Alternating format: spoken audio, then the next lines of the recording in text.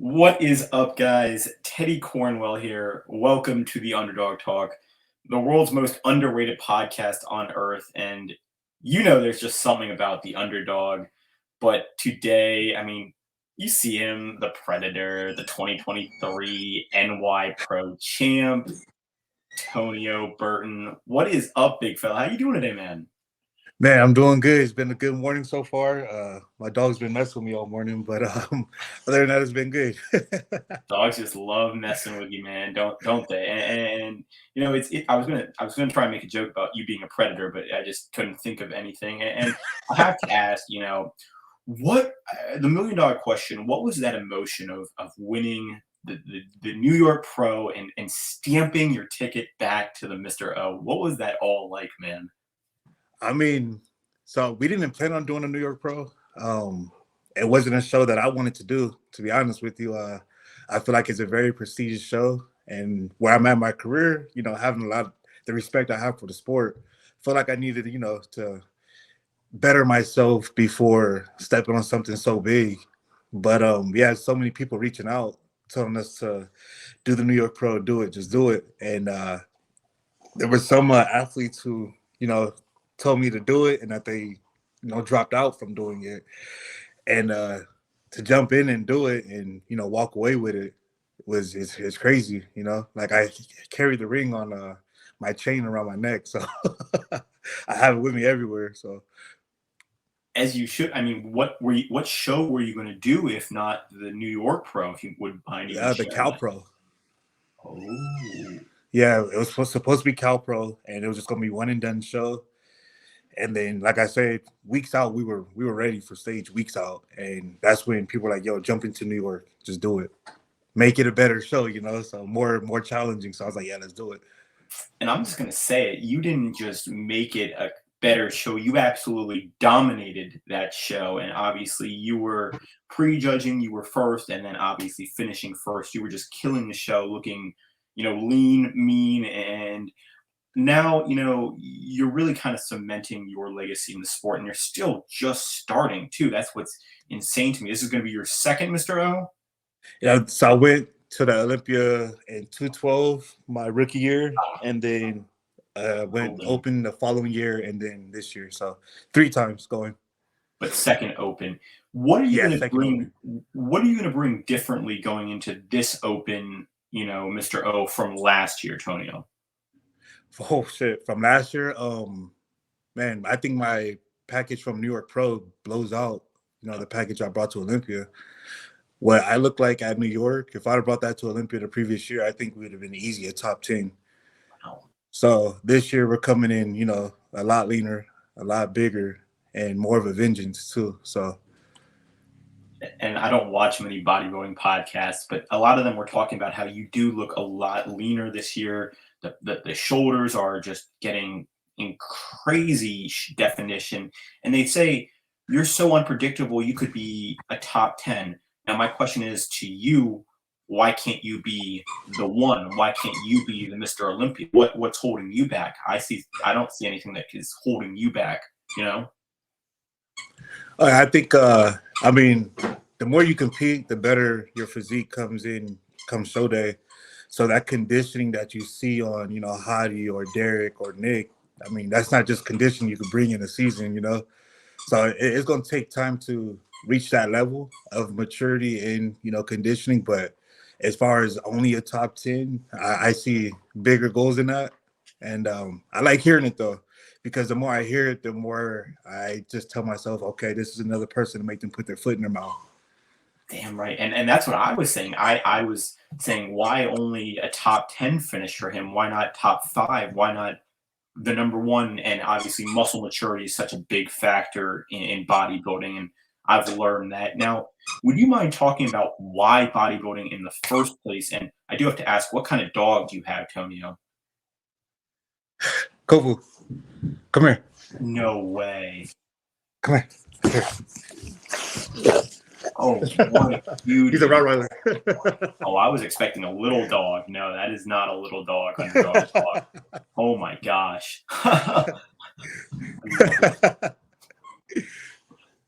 I was like, you hear him squeaking his toy the whole time?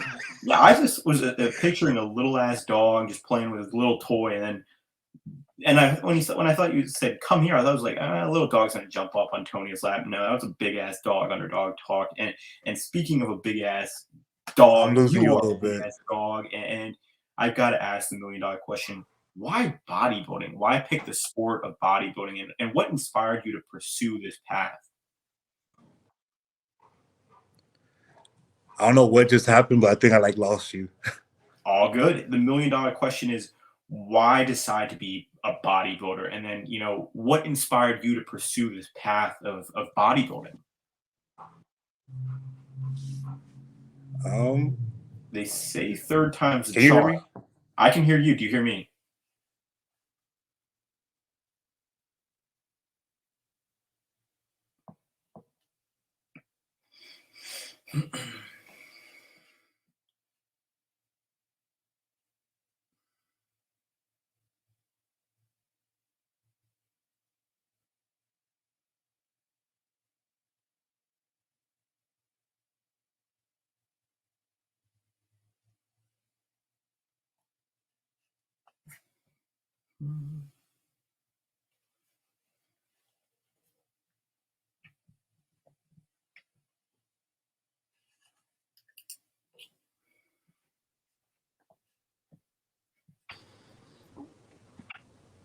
There we are. You hear me?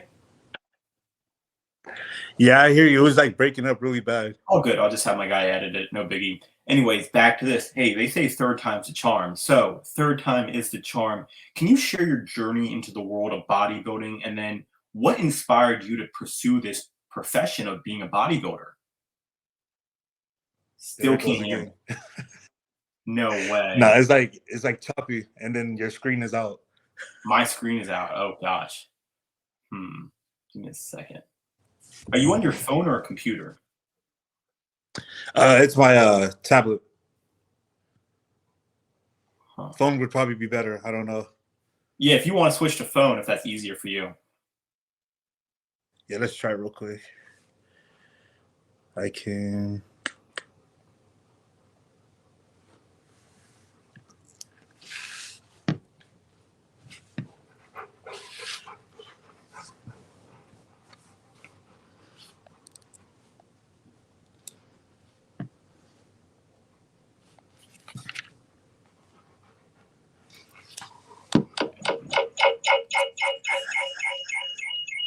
How's that?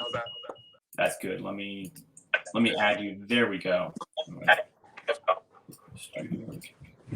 There we go. You hear me better? Yeah. All right, there we go. And we'll just edit all that, so no biggie. Just let me know when you're ready, big fella. All right, ready? There we go. Fourth time is the charm, and hey, I love it. The persistence. And I actually am very interested though. Why pick bodybuilding? And then, what inspired you to pursue this profession of bodybuilding? So I was actually playing football first, and I had a couple of workouts with NFL teams. So we were just about there. But I had a hamstring injury. And I was getting cortisone shots, and then my Achilles was going out. So a lot was going wrong to where it was just like, yeah, it's time to, hang up the cleats and just, find something different. And I remember coming back to Reno, Nevada, and I ran into my ex at the time, and she was the one who actually told me about bodybuilding.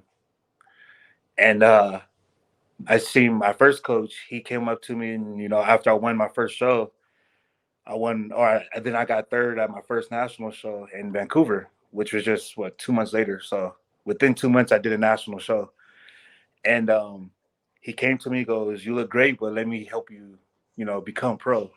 And so I took the chance with him, and sure enough, we did one more show, and then we went to nationals at USA's, and we won.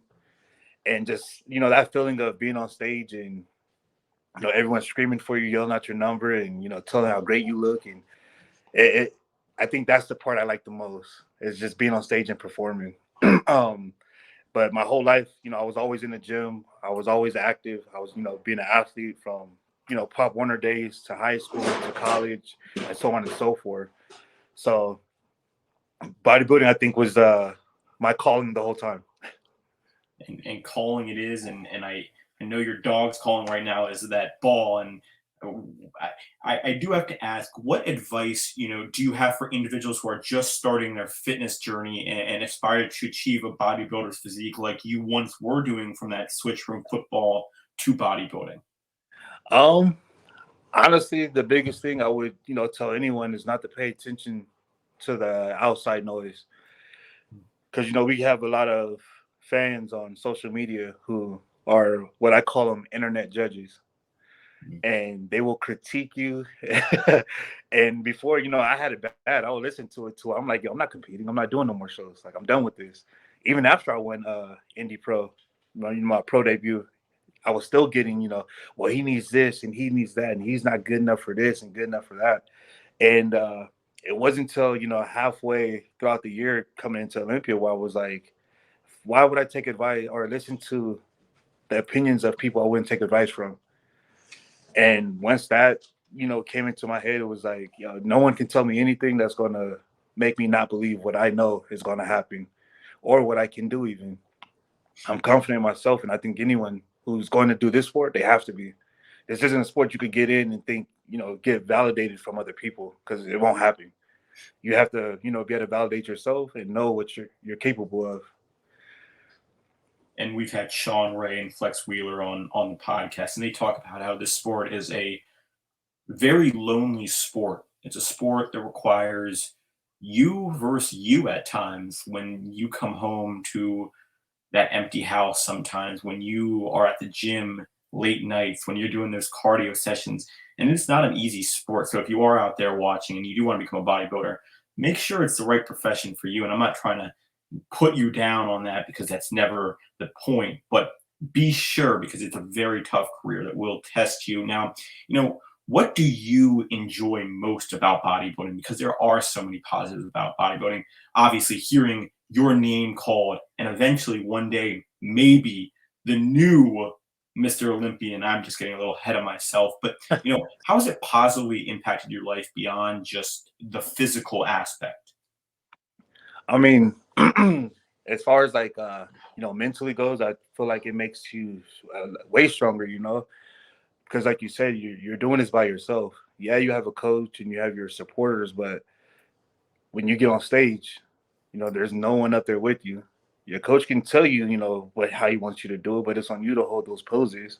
It's on you to hit those transitions, and even when you're tired, you still got to keep pushing through. And the judges see you're tired and they're still going to make you do another round. So, I mean, I like that though. And then being in the gym, building your physique, it's not overnight. I don't care what magic pills you think you have, or, gear or whatever. It's a process, so it teaches patience and structure to your life.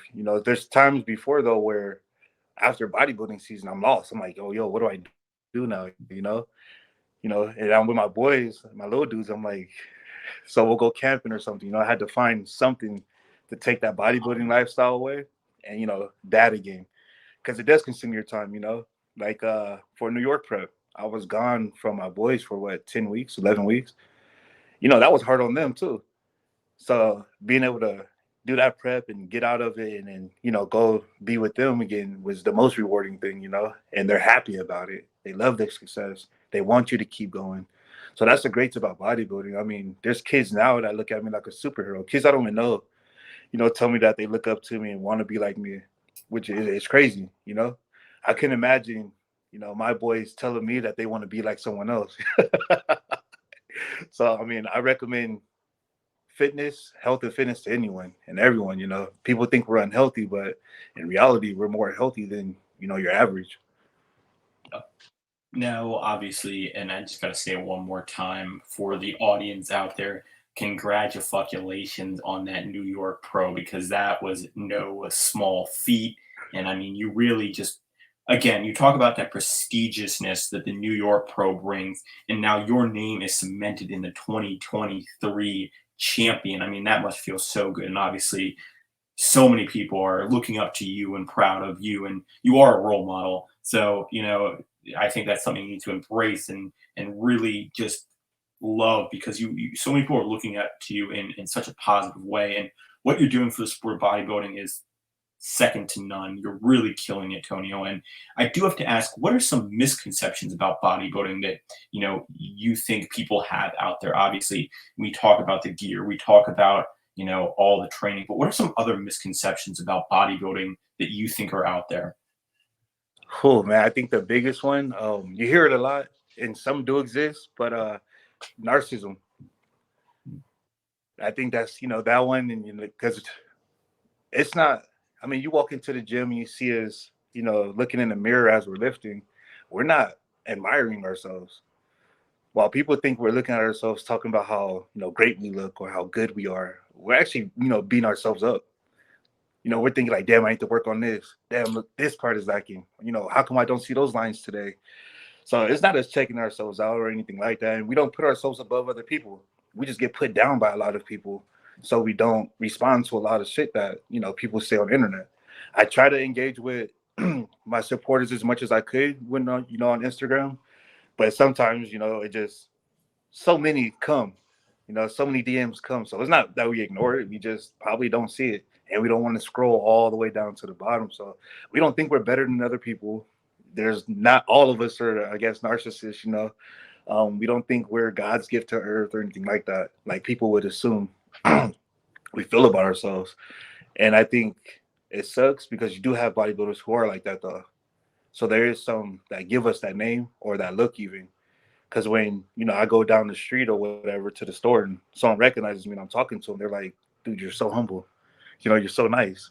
I'm like, that shouldn't be their reaction, I totally agree. And I've learned that from bodybuilding and from speaking to the best. I always thought Branch Warren would just be, the meanest son of a bitch ever. But yet that dude is one of the most humble, hardworking, and he's really nice too. I do believe when he was on the podcast, he was talking about how he wanted people to come up to him and ask for advice, not when he's working, but when he's done his set. And I was like, damn, we have such misconceptions about bodybuilders being these big, mean fuckers that just walk around the gym throwing weights. But you guys are harder on yourself than most people in their profession. Now, how do you manage to stay connected with your fans and even your followers while you're focusing on your training and competitions? Um, I mean, I don't think, liking a comment on Instagram or responding thank you or even with emojis, that takes nothing but 5 seconds to do. So when people are doing, I'm responding back to them all, for them to look at it as something that's so great. And to me, I'm like, yo, I like talking to people, I think a lot of bodybuilders, we have a lot going on from our past or even in the present.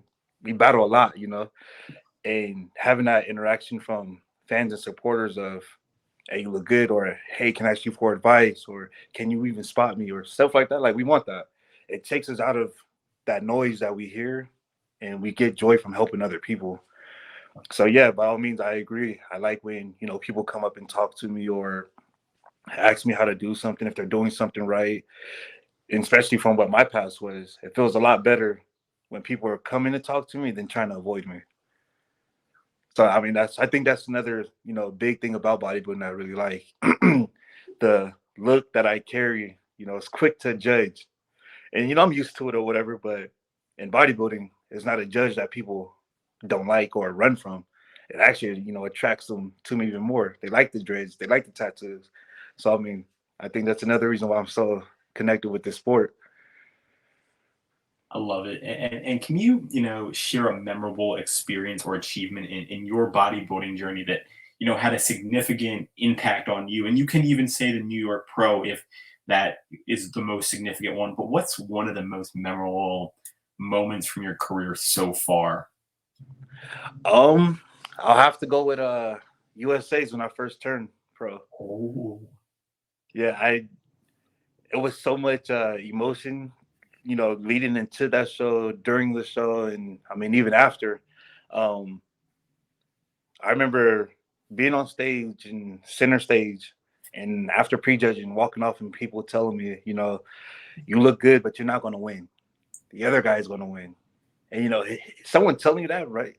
During show day, it's kind of like, damn, why am I even coming back at finals then, you know? And I remember coming back at finals, and I remember my coach talking to me, telling me like, "Yo, it's gonna be a dogfight. Like, they're not just gonna give it to you. I don't care how good you look or he looks. Like, it's gonna be a dogfight. So you know, fight for it. How bad do you want it?"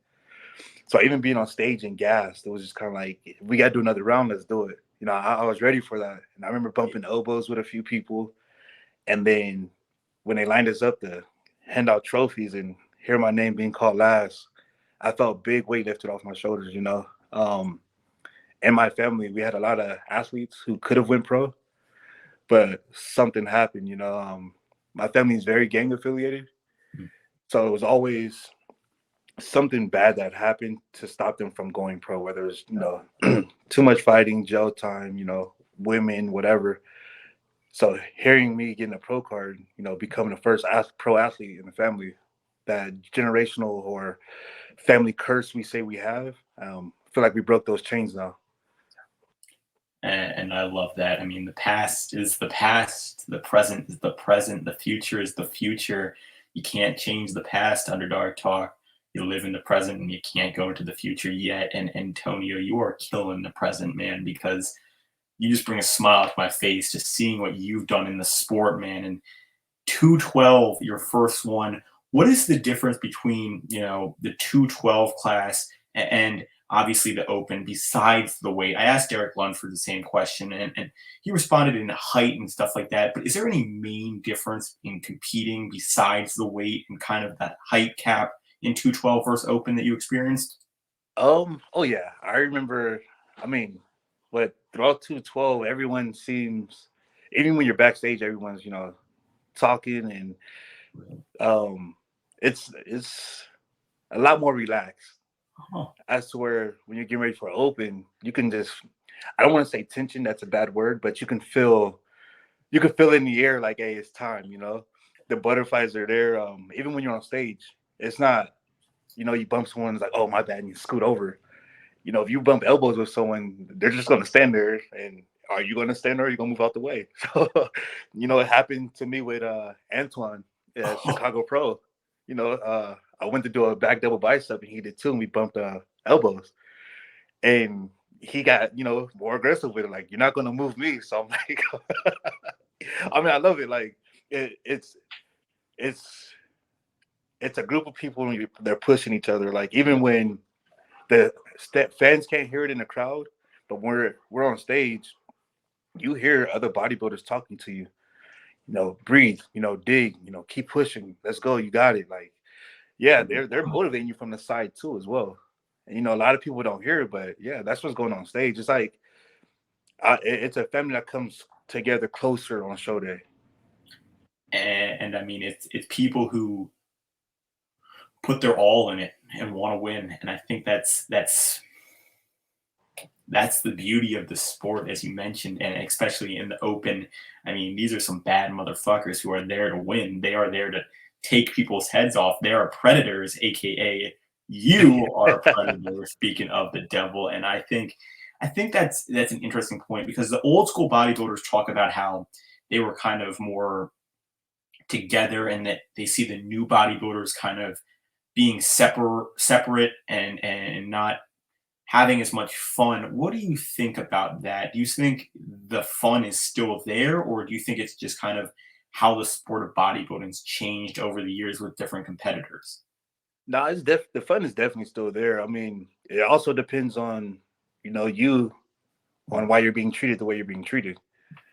Because like, I don't know if I'm sure people remember, but the time with Andrew Jackson, a certain someone, or even with Nick Walker as well, you know, I have no problems with either of them.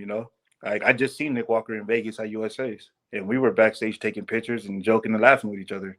And he's probably one of the most serious bodybuilders I know. And he's goofy as shit. Like, his real personality, he's a funny dude. Yeah. So I mean, I mean, it goes with everything though. Like, if someone's being treated a certain way, ask them why they're being treated that way. Mhm. So I don't think it's a mean sport. I don't think people are, selfish and, get away from you. I'm sure come Olympia, if I had a question, as in, asking Derek Lunsford to see what my tan looks like. He'll be honest with me and tell me, hey, get this fixed, you know? Or, hey, how does this pose look? He will tell me, you know, let's hit it this way instead. So everybody's there to win, but it's not going to be like, okay, let me sabotage this person, or I'm not going to tell him this needs fixing because then, you know, whatever. It's a very, like I said, everyone's close together. If you're not in that circle, it's because you did something yourself or you're choosing not to be. And I love that explanation, Tonio.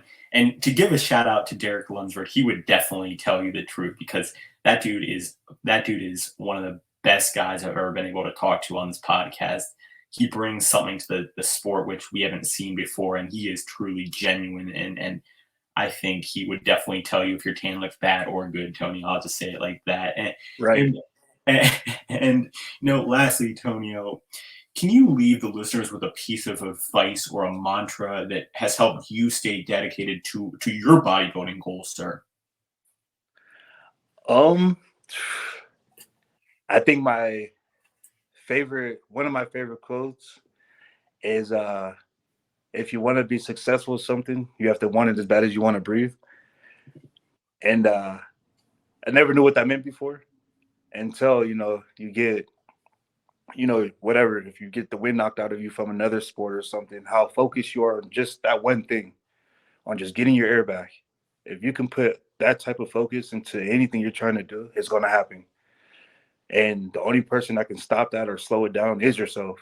If there's a quote, if there's no enemy within, then an enemy on the outside can't do anything. So, in other words, if I already feel bad about myself and I'm doubting myself, the moment someone tells me I'm not good enough, they win. I'm gonna feel that. I'm gonna doubt even more. But if I believe in me and someone, you know, comes up doubting me, I'm gonna laugh in their face and I'm gonna make them put their foot in their mouth come that day when I prove them wrong.